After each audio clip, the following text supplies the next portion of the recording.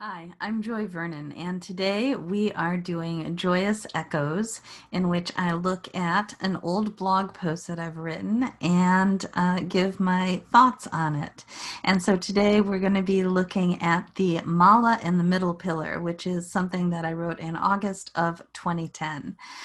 Let's take a look at it. So here is our blog post, The Mala in the Middle Pillar, The Role of Receiving in Magic. And this is from August 27th, 2010. And this mala here is a pearl mala that I made right around that time, right around August. And I still have that mala. In fact, it's probably the one that I use the most because I usually, it's one that I either keep in my purse or keep basically at my desk or at my altar, kind of wherever it kind of stays close to me. One of the things that I have decided, I want to show you one other photo. I'm going to try not reading the blog post. I'd like to see how that goes. And of course, obviously, I'll give you the link so that you can go and read it. So let me know in the comments, please, if this is better or not as good, because I really I can't tell. I don't want to just sit and read blog posts to you. That doesn't seem like it's very interesting. I want to stick to the commentary. But on the other hand, maybe there is something that's useful or fun or something about me reading it. So just let me know in the comments what you think. Here's another mala that I made. In fact, this is the very first one that I made. And the beads were from like when I was in high school or maybe even middle school, a friend of my mom's gave me those beads. There's some kind of seed, and I held on to those for forever and ever and ever, and finally needed a large quantity of beads to make a mala and said, aha, these are perfect. And so this mala came out really nice. I ended up giving it to a friend who was, interestingly, one of the Scorpios from the first Joyous Echoes episode that I did. From, I don't know, a few weeks ago now. It was the Six of Cups, Sun and Scorpio one.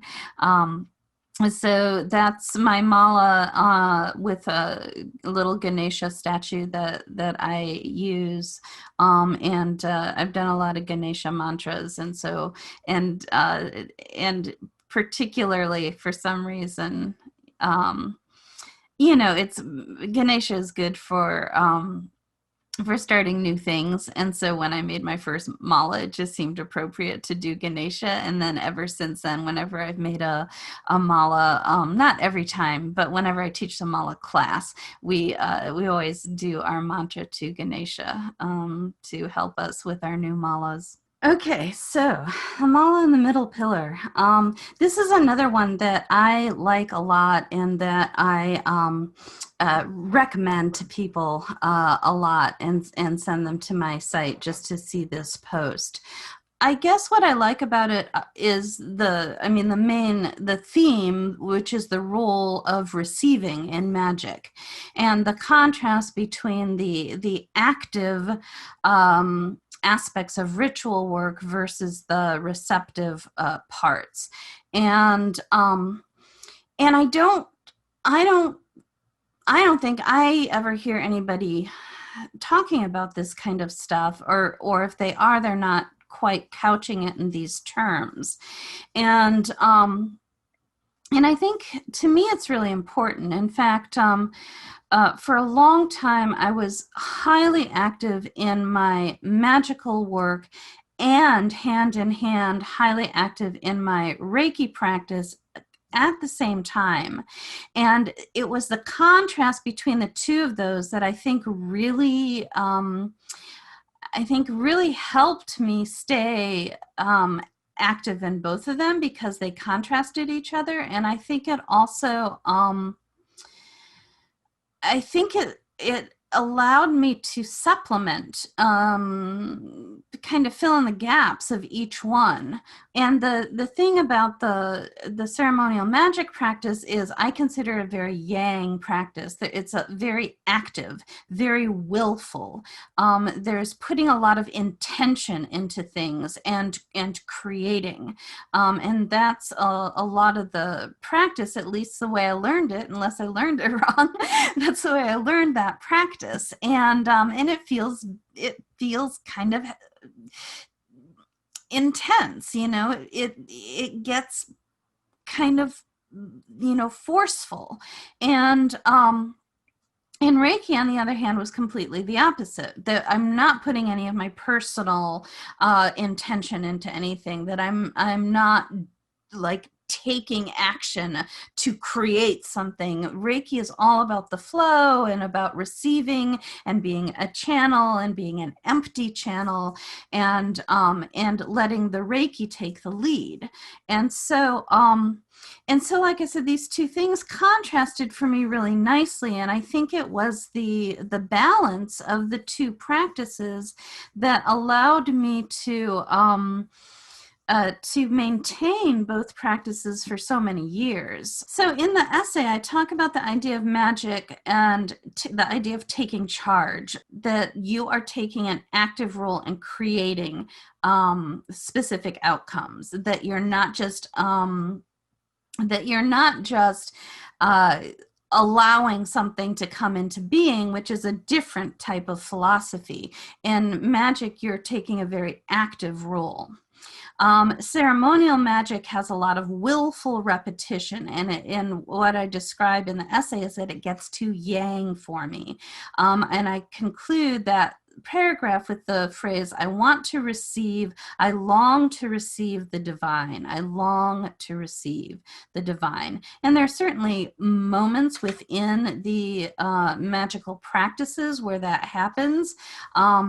The invocation of the looks is one of them. And that's one of the things that I was doing from the beginning.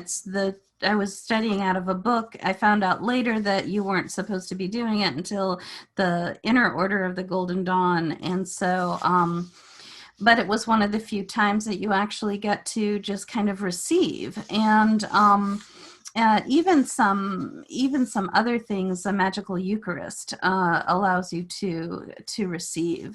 And then when we were working in actual temple work, we had a small temple, and so most people took an officer position, even often from being fairly new. The first two things that you get to learn are Stolistes and Didojos, and so one of them, it's important to be able to receive the energy. That's the symbolism of it. And the other is more important, to be able to send the energy, which is the symbolism of that one. So I don't want to say that ceremonial magic is devoid of receiving. It's very important. And from the beginning, we are taught to learn both of those. But my experience of the practices taught was that there weren't very many practices that really encouraged the receiving. The practices tended to be more yang in nature. One of the things that's really ironic is that much of ceremonial magic is based on Kabbalistic symbolism, and the root of the word Kabbalah is to receive. In one paragraph I muse, how do we open the door to the divine? And one of the things I do a lot in my writing, sometimes not even intentionally, but sometimes I do it intentionally, is I make references, allusions that I don't bother to explain. And to me, they're kind of Easter eggs. And if you notice it and follow it, it's fun and you'll get some more insight. And if you don't notice it and don't follow it, that's fine too. And that's one of those little Easter eggs there. As I said, how do we open the door to the divine? Door is Dalit, and Dalit is the Empress. And the Empress is the path that connects the second and third spheres on the tree of life, Hokmah and Binah. And so Dalit is the Empress. And the Empress is first of all, it's just the feminine energy of the major arcana. And frequently she is, I don't like it when she's shown as being pregnant, but there is supposed to be the small suggestion, just kind of a loose robe type of suggestion, not like a visible pregnant belly, in my opinion, about the symbolism of the card. But that is her energy, is to be that receptacle, that and she's 3, and 3 is Bina, which is the womb. It's the mother archetype. It is the seas, which are the place of gestation of life. And of course, she connects across from Bina to Hokmah, Hokmah being the masculine principle. And it's one of the reasons that she's indicated as being pregnant, is the very fact that she represents the connection, the integration of the masculine principle and the feminine principle, and on a biological level that would indicate a sexual union, and on a symbolic level, inception. And of course, that path of Dalit crosses the path of Gimel, which goes from Tiferet up to Keter. And the path of Gimel is an interesting one. It's the high priestess in the tarot, and it's the only path that goes from Keter directly down to the lower 7 Sephirot. So it is a path of connection to the divine. But the door, how do we open the door to the divine? It's through the Empress, through Dalit. And both in the High Priestess is also a feminine energy in the deck. She's also a very receptive, intuitive energy. And so both of those remind us that connection to the divine is very much achieved through receiving. The very root of the word Kabbalah reminds us that every time we say the word. I think that the ceremonial practices, I think the one thing they're missing is more structured techniques that develop receptive abilities and learn to receive energies. I really think it's an important thing for development, energetic development and spiritual development, let alone divine connection. I turned my attention towards that and tried to discover what I could do to find myself, to give myself opportunities and techniques that I could use to receive the energy. And so what ended up happening right at that time in 2010, a series of events unfolded, and it included, I got initiated into Theoricus, which is the level of the Golden Dawn associated with the element air. Air is the breath, it's the speech. I made friends with, I had made friends earlier with somebody that specialized in mantra meditation, but we actually kind of reconnected at that point and started meeting regularly to do mantra meditation. A Reiki friend of mine, she wanted to do not just, hand healing, but actually do these meditations. And in the tradition, the lineage that she and I and a few other people trained in was to do chanting of the Kododama, or the mantras for the Reiki symbols. And so there ended up being just 3 of us, and we would get together quite regularly. And this was all around the same time. I think she asked the first day, do you want to do 10 minutes each or 20 minutes each? And I was like, 20 minutes each for 4 of them? That's 80 minutes of meditation. I was just like, no.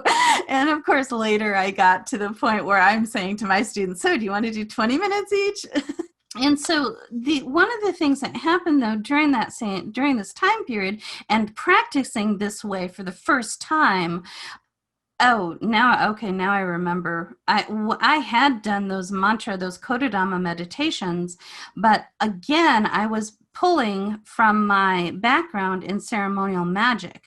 So when I did Kodadama meditations, I was very forceful with it, and I vibrated it the way you vibrate God names, and that's also very powerful. So don't get me wrong, but you cannot do that you cannot vibrate that stuff for an hour and a half. You don't. And it's a difference between a sprint and a marathon. You know, when you sprint, you can go all out for the entire time, but a marathon, you need to pace yourself, and that's what I ended up having to learn. And so shifting from this intense vibration of the Kodadama into just allowing it to flow, and knowing that I had to pace myself, and that we were going to be doing this for an hour and a half, really changed. And plus being in the presence of other practitioners, which again, just studying, you cannot learn energy work from a book. You can learn energy work from connecting with spirit, or connecting with guides if you know you've got a good connection. Otherwise, you might learn something that's off kilter or off balance. You got to learn from a teacher when you're doing energy stuff. And I did learn, again, I had learned that lineage of Reiki. Certainly my teacher taught us the Kodadama. We probably didn't spend very much time with it. And so that's how I probably ended up doing it more from the ceremonial magic point of view, instead of this other method. And so again, working with my friends, they practiced it. They had both studied with the teacher of the lineage. And so their technique was very different. Although, ironically, I did eventually study with him. And when I finally studied with him after years and years, he did his mantras, his Kododama, more like the Golden Dawn vibration. So then, after many years of going, oh, this must be how the teacher teaches it, because this is how his students are doing it. And then I finally sit with him in meditation one day, and we're like, no, he does it more like I used to do it. Okay. Anyway, so there's different ways. There's always different ways. But at any rate, working with these two students of this teacher, really allowed me to feel the energy in a very different way, feel the receiving, the quality to receive. I learned to manage the energy of the experience in a different manner. Instead of pushing through at highest intensity, I learned to relax and settle in for the long haul. The other thing that when all of this stuff came together is that right around that time, the sun moved into Virgo. And that's when I made my first mala, with the sun in the first decan of Virgo. The first decan of Virgo is the 8 of Pentacles.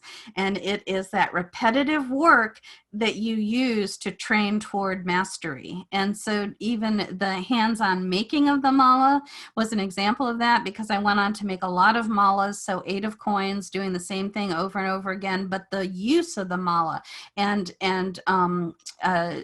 going through it and counting the beads and saying the mantra and touching it, those are all very 8 of coins things. And so it was very interesting that when the sun entered Virgo, I learned this technique. And at the end of this post, I actually say, I wonder what it would be like to do the middle pillar using the mala and do a full round of the mala for each god name. Well, and it doesn't ever, and of course I wrote that before I had tried it. Well, I did go on to try that, and it was amazing. And it was a practice that I maintained for quite a long time. It was one of those practices that allowed me to that allowed me to take a one of those more ceremonial yang type of directive practices and reformat it into something that was much more about receiving, and it's the same energies but dealt with and worked with in a very different way. I did later design a mala to be done with for the middle pillar with 22 beads for each of the 5 sephirot that are activated during the middle pillar exercise. But I realized I didn't want to do just 22. I wanted to do the full mala's worth. So those are my thoughts on this. If I could devise, and I would have to probably divine my own unique practice, I would be sure to include a lot more techniques that train and develop our ability to receive. I hope that this is interesting. I hope you guys like this. I do hope that you go and read the post and find out what I said 10 years ago. So I hope that the things that I add today are of use and of interest. Thank you. Bye.